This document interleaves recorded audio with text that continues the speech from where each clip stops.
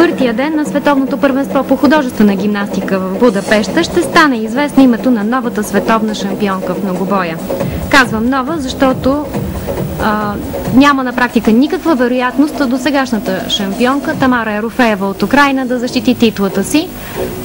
Тамара приключи вече участието си в групата, в която беше и нашето второ момиче Силвия Митева. Виждате в момента изпълнението с обръч на Силвия Митева.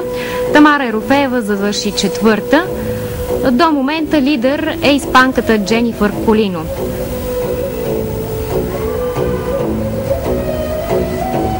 Бързам да кажа, че Силвия Митева направи чудесен дебют на световно първенство, независимо от това какво място и отредиха съдиите.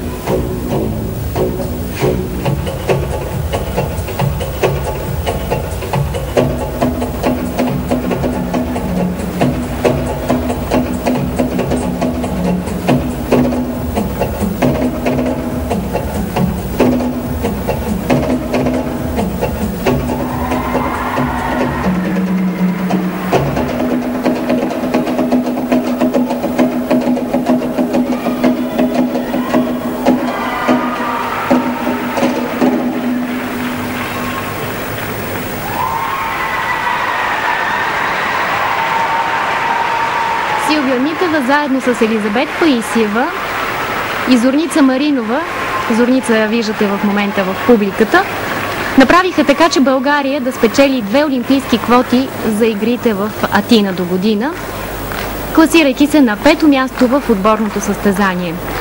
Голямо напрежение за трите момичета, след като се наложи Симона Пейчева неочаквано и преждевременно да пристигне в България. Наложи се Симона да не участва на този световен шампионат. Така, лидерката в нашия отбор отстъпи място на Елизабет Паисиева съвсем непредвидено. И особено важно за нашите момичета е, че те се справиха с това напрежение.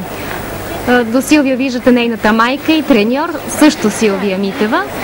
Първата й оценка 21,875. Общо взето в този порядък се движат оценките на Силвия.